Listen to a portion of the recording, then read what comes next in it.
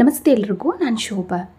ಸಾಮಾನ್ಯವಾಗಿ ದೀಪಾವಳಿ ಹಬ್ಬಕ್ಕೆ ಮಾಡುವಂಥ ಸ್ವೀಟ್ಗಳಲ್ಲಿ ಈ ಬೇಸನ್ ಲಡ್ಡು ಕೂಡ ಒಂದು. ಇದನ್ನು ಮಾಡ್ಕೊಳ್ಳೋದಕ್ಕೆ ಜಾಸ್ತಿ ಸಮಯ ಆಗ್ಬೋದು, ಹಾಗೆ ಜಾಸ್ತಿ ಪದಾರ್ಥ ಆಗ್ಬೋದು, ಯಾವುದು ಕೂಡ ಬೇಡ. ತುಂಬ ಸುಲಭವಾಗಿ ಇದನ್ನು ರೆಡಿ ಮಾಡ್ಕೋಬೋದು. ಮೈಸೂರು ಪಾಕ್ ಮಾಡೋದಕ್ಕಿಂತನೂ ಸುಲಭ, ರುಚಿಯಲ್ಲಿ ಅದಕ್ಕಿಂತನೂ ಚೆನ್ನಾಗಿರುತ್ತೆ. ಮೊರಳಾಗಿ ತುಂಬ ಸಾಫ್ಟ್ ಆಗಿರುತ್ತೆ. ಖಂಡಿತ ನೀವು ಈ ವಿಧಾನದಲ್ಲಿ ಟ್ರೈ ಮಾಡಿ. ಇವಾಗ ಮಾಡೋ ವಿಧಾನ ನೋಡೋಣ. ಇವಾಗ ಮೊದಲಿಗೆ ಗ್ಯಾಸ್ ಆನ್ ಮಾಡಿ ಒಂದು ಪಾತ್ರೆನ ಬಿಸಿ ಇಟ್ಟು 1 ಕಪ್ ಆಗುವಷ್ಟು ಸಕ್ಕರೆನ ಸೇರಿಸ್ತಾ ಇದ್ದೀನಿ. ಎಲ್ಲ ಪದಾರ್ಥನೂ ನಾವು ಒಂದೇ ಕಪ್ಪಲ್ಲಿ ಅಳತೆ ಮಾಡ್ಕೋಬೇಕು. 1 ಕಪ್ ಸಕ್ಕರೆಗೆ 1/4 ಕಪ್ ನೀರು, ಅಂದರೆ 1/4 ಕಪ್ಗಿಂತ ಕಡಿಮೆನೇ 1-2 ಸ್ಪೂನ್ ಆಗುವಷ್ಟು ನೀರು ಹಾಕೊಂಡ್ರೆ ಸಾಕು. ಇವಾಗ ನಾವು ಉರಿನ ಮೀಡಿಯಮ್ ಟು ಲೋ ಫ್ಲೇಮಲ್ಲಿ ಅಡ್ಜಸ್ಟ್ ಮಾಡಿಕೊಂಡು ನೋಡಿ, ಜಸ್ಟ್ ಈ ರೀತಿ ನಿಧಾನವಾಗಿ ಒಂದ್ಸಲ ಮಿಕ್ಸ್ ಮಾಡಿ ಬಿಡಬೇಕು. ಪದೇ ಪದೇ ಚೆನ್ನಾಗಿ ಮಿಕ್ಸ್ ಮಾಡೋಕ್ಕೆ ಹೋಗಬಾರ್ದು, ಬೂರ ಸಕ್ಕರೆ ಬೇಗ ರೆಡಿ ಆಗಲ್ಲ. ಈ ಬೇಸನ್ ಲಡ್ಡನ್ನ ಮಾಡ್ಕೊಳ್ಳೋದಕ್ಕೆ ಈ ಬೂರ ಸಕ್ಕರೆ ಮೇನ್ ಇಂಗ್ರೀಡಿಯೆಂಟ್ಸ್ ಆಗುತ್ತೆ. ಇದೇ ರೀತಿ ನಾವು ಈ ಬೂರ ಸಕ್ಕರೆನ ರೆಡಿ ಮಾಡಿ ಬೇಸನ್ ಲಡ್ಡನ್ನ ಮಾಡ್ಕೋಬೇಕು. ಇವಾಗ ನೋಡ್ತಾ ಇದ್ದೀರಲ್ಲ, ನಾನು ಈ ರೀತಿ ಮಿಕ್ಸ್ ಮಾಡ್ಕೊತಾ ಇದ್ದೀನಿ. 2-3 ನಿಮಿಷ ಅಷ್ಟೇ. ಈ ಬೂರ ಸಕ್ಕರೆನ ರೆಡಿ ಮಾಡ್ಕೊಳ್ಳೋದಕ್ಕೆ ಜಾಸ್ತಿ ಟೈಮ್ ತಗೊಳ್ಳಲ್ಲ.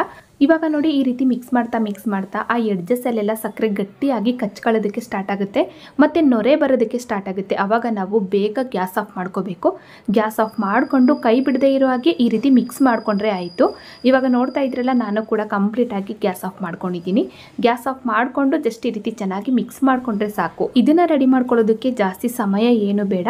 ನೋಡಿ, ಇಷ್ಟೇ, ಇದು ಬೂರ ಸಕ್ಕರೆ ರೆಡಿ ಆಯಿತು. ಚೆನ್ನಾಗಿ ಮಿಕ್ಸ್ ಮಾಡಿಕೊಂಡು ಅದು ಸ್ವಲ್ಪ ತಣ್ಣಗಾಗಬೇಕು. ಸ್ವಲ್ಪ ಬಿಸಿ ಆರಿದ ಮೇಲೆ ಒಂದು ಮಿಕ್ಸಿ ಜಾರ್ಗೆ ಹಾಕ್ಕೊಂಡು ಇದನ್ನು ಸ್ವಲ್ಪ ಪುಡಿ ಮಾಡ್ಕೊಳ್ಳೋಣ. ಯಾಕೆಂದರೆ ಆ ಸಕ್ಕರೆ ಸ್ವಲ್ಪ ಗಂಟು ಥರ ಇರುತ್ತೆ ನೋಡಿ, ಹಾಗಾಗಿ ನಾವು ಸ್ವಲ್ಪ ಮಿಕ್ಸಿ ಜಾರ್ಗೆ ಹಾಕ್ಕೊಂಡು ಇದನ್ನು 1-2 ಸುತ್ತು ಗ್ರೈಂಡ್ ಮಾಡ್ಕೊಂಡ್ಬಿಟ್ರೆ ಆ ಗಂಟೆಲ್ಲ ನೀಟಾಗಿ ಹೋಗುತ್ತೆ. ಮಿಕ್ಸಿ ಜಾರ್ಗಾದರೂ ಹಾಕೋಬೋದು, ಅಥವಾ ನಾವು ಸ್ವಲ್ಪ ಜಲ್ರಿನಾದರೂ ಇಡ್ಕೋಬೋದು.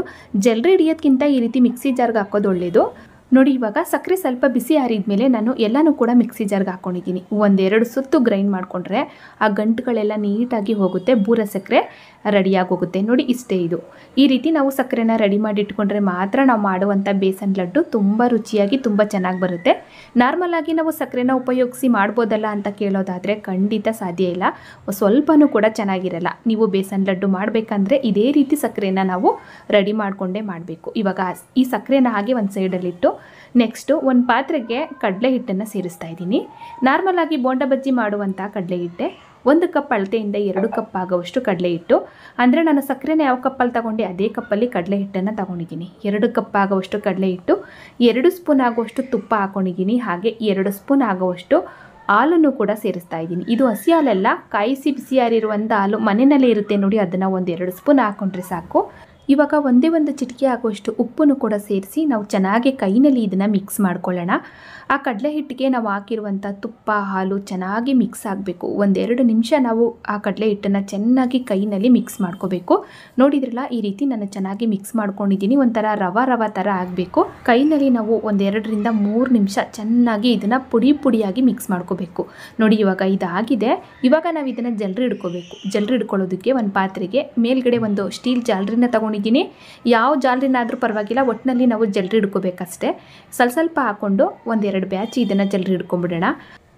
ಇವಾಗ ನೋಡಿ, ಈ ರೀತಿ ನಾನು ಸ್ವಲ್ಪನೇ ಹಾಕ್ಕೊಂಡು ಜಲ್ರಿ ಹಿಡ್ಕೊಂಡಿದ್ದೀನಿ. ನೋಡಿ, ಈ ರೀತಿ ರೆಡಿ ಮಾಡ್ಕೋಬೇಕು. ಸ್ವಲ್ಪನೂ ಕೂಡ ಗಂಟುಗಳಿರಬಾರ್ದು. ಇವಾಗ ಬೇಸನ್ ಲಡ್ಡುನ ಮಾಡ್ಕೊಳ್ಳೋದಕ್ಕೆ ಕಡಲೆ ಹಿಟ್ಟು ಸೂಪರಾಗಿ ರೆಡಿಯಾಗಿದೆ. ನೋಡಿ, ಕಡಲೆ ಹಿಟ್ಟನ್ನು ನಾವು ಇದೇ ರೀತಿಯಾಗಿ ರೆಡಿ ಮಾಡ್ಕೋಬೇಕು. ಆವಾಗ ಮಾತ್ರ ನಾವು ಮಾಡುವಂಥ ಬೇಸನ್ ಲಡ್ಡು ತುಂಬ ರುಚಿಯಾಗಿ ತುಂಬ ಸಾಫ್ಟಾಗಿ ಬರುತ್ತೆ. ಬಾಯಿಲಿಟ್ಟರೆ ಕರ್ಗೋಗುವಷ್ಟು ಸ್ಮೂತಾಗಿ ಬರುತ್ತೆ. ಇವಾಗ ಕಡಲೆ ಹಿಟ್ಟನ್ನು ನಾವು ಹುರ್ಕೊಳ್ಳೋಣ. ಹುರ್ಕೊಳ್ಳೋದಕ್ಕೆ ಗ್ಯಾಸ್ ಆನ್ ಮಾಡಿ ಒಂದು ಪಾತ್ರೆನ ಬಿಸಿ ಇಟ್ಟು ಈ ಸಕ್ಕರೆ ಮತ್ತು ಕಡಲೆ ಹಿಟ್ಟನ್ನು ಯಾವ ಕಪ್ಪಲ್ಲಿ ನಾನು ತಗೊಂಡೆ ಅದೇ ಕಪ್ಪಲ್ಲಿ ತುಪ್ಪ ಹಾಕಿದ್ದೀನಿ. ತುಪ್ಪ ಬಂದು 1/2 ಕಪ್ ಆಗೋವಷ್ಟು ತುಪ್ಪ ಹಾಕ್ಕೊಂಡಿದ್ದೀನಿ. 2 ಕಪ್ ಕಡಲೆ ಹಿಟ್ಟಿಗೆ 1/2 ಕಪ್ ತುಪ್ಪ ಸಾಕಾಗುತ್ತೆ.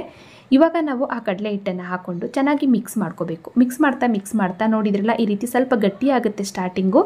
ಈ ರೀತಿ ಗಟ್ಟಿಯಾಗಿ ಆಮೇಲೆ ಚೆನ್ನಾಗಿ ಇದು ಹುರಿದಿದ್ದಾದಮೇಲೆ ಕಲರು ಕೂಡ ಚೇಂಜ್ ಆಗುತ್ತೆ. ನಾವು ಹಾಕಿರುವಂಥ ತುಪ್ಪನೂ ಕೂಡ ಸ್ವಲ್ಪ ಆಚೆ ಬರುತ್ತೆ. ಅಲ್ಲಿ ತನಕ ನಾವು ಊರಿನ ಮೀಡಿಯಮ್ ಟು ಲೋ ಫ್ಲೇಮಲ್ಲಿ ಅಡ್ಜಸ್ಟ್ ಮಾಡಿಕೊಂಡು ಚೆನ್ನಾಗಿ ಇದನ್ನು ಮಿಕ್ಸ್ ಮಾಡ್ಕೊತಾ ಹುರ್ಕೋಬೇಕು. ಒಂದೊಳ್ಳೆ ಘಮ ಬರೋ ತನಕ, ಅಂದರೆ ಒಂದು 3-4 ನಿಮಿಷನಾದರೂ ನಾವು ಈ ಕಡಲೆ ಹಿಟ್ಟನ್ನು ಚೆನ್ನಾಗಿ ಹುರ್ಕೋಬೇಕಾಗುತ್ತೆ. ಹಸಿ ವಾಸನೆ ಎಲ್ಲ ಪೂರ್ತಿಯಾಗಿ ಹೋಗಬೇಕು, ಒಂದೊಳ್ಳೆ ಘಮ ಬರಬೇಕು. ಇವಾಗ ನೋಡಿದ್ರಲ್ಲ, ಒಂದು 70% ಕಡಲೆ ಹಿಟ್ಟನ್ನು ನಾನು ಈ ರೀತಿ ಹುರ್ಕೊಂಡಿದ್ದೀನಿ. ನೋಡಿ, ಸ್ವಲ್ಪನೇ ತುಪ್ಪನೂ ಕೂಡ ಆಚೆ ಬರ್ತಾ ಇದೆ, ಸ್ವಲ್ಪ ತೆಳುವಾಗುತ್ತೆ. ಇವಾಗ ನೋಡಿ, ಇಷ್ಟಾಗಿದೆ. ಇದು ಫೈನಲಿ ರೆಡಿ ಆಯಿತು ಅಂತ ಅರ್ಥ. ಇವಾಗ ನಾವು ಗ್ಯಾಸ್ ಆಫ್ ಮಾಡಿಕೊಂಡು ಇದನ್ನು ನಾವು ಒಂದು ಪಾತ್ರೆಗೆ ಸೇರಿಸ್ಕೊಳ್ಳೋಣ. ನೋಡಿ, ಈ ರೀತಿ ಆಗಬೇಕು. ಆ ತುಪ್ಪ ಎಲ್ಲ ಸ್ವಲ್ಪ ಆಚೆ ಬರಬೇಕು, ಕಡಲೆ ಹಿಟ್ಟು ಕೂಡ ಕಲರ್ ಚೇಂಜ್ ಆಗಬೇಕು. ಇವಾಗ ಎಲ್ಲನೂ ಕೂಡ ನಾನು ಒಂದು ಪಾತ್ರೆಗೆ ಸೇರಿಸಿದಾಯಿತು. ಸ್ವಲ್ಪ ಬಿಸಿ ಆರಬೇಕು, ನಮ್ಮ ಕೈಗೆ ಮುಟ್ಟೋವಷ್ಟು ಬಿಸಿ ಆರಿದರೆ ಸಾಕು. ನಮ್ಮ ಕೈಗೆ ಮುಟ್ಟೋವಷ್ಟು ಬಿಸಿ ಆರಿದ ಮೇಲೆ ನಾವು ಆವಾಗಲೇ ಈ ರೆಡಿ ಮಾಡಿ ಇಟ್ಕೊಂಡಂಥ ಈ ಬೂರಾ ಸಕ್ಕರೆನ ಸೇರಿಸೋಣ. ಎಲ್ಲನೂ ಕೂಡ ಸೇರಿಸ್ತಾ ಇದ್ದೀನಿ. ಅಂದರೆ 2 ಕಪ್ ಆಗೋವಷ್ಟು ಕಡಲೆ ಹಿಟ್ಟಿಗೆ 1 ಕಪ್ ಆಗೋವಷ್ಟು ಸಕ್ಕರೆ ಹಾಕಲೇಬೇಕು. 2 ಕಪ್ ಕಡಲೆ ಹಿಟ್ಟಿಗೆ 2 ಕಪ್ ಆಗೋವಷ್ಟು ಸಕ್ಕರೆನೇ ಹಾಕಿ ಮಾಡ್ತಾರೆ ಈ ಬೇಸನ್ ಲಡ್ಡುನ. ಆದರೆ ನಾನಿಲ್ಲಿ ಸಕ್ಕರೆನ ಕಂಪ್ಲೀಟಾಗಿ ಕಡಿಮೆ ಮಾಡಿದ್ದೀನಿ. 1 ಕಪ್ಪು ಸಕ್ಕರೆ ನಾನು ಹಾಕಿರೋದು. ನೋಡಿಕೊಂಡು ಸ್ವಲ್ಪ ನೀವು ಹೆಚ್ಚು ಕಮ್ಮಿ ಸಕ್ಕರೆನ ಸೇರಿಸ್ಕೋಬೋದು. 1 ಕಪ್ ಸಕ್ಕರೆ ಸಾಕಾಗುತ್ತೆ, ಸ್ವೀಟು ಕರೆಕ್ಟಾಗಿ ಆಗುತ್ತೆ. ಇವಾಗ ನೋಡಿ, ಸ್ಪೂನಿಂದ ಇದನ್ನು ಮಿಕ್ಸ್ ಮಾಡ್ಕೊಳ್ಳೋದಕ್ಕಿಂತ ನಾವು ಈ ರೀತಿ ಕೈನಲ್ಲಿ ಚೆನ್ನಾಗಿ ಮಿಕ್ಸ್ ಮಾಡ್ಕೊಳ್ಳೋದು ಒಳ್ಳೆಯದು.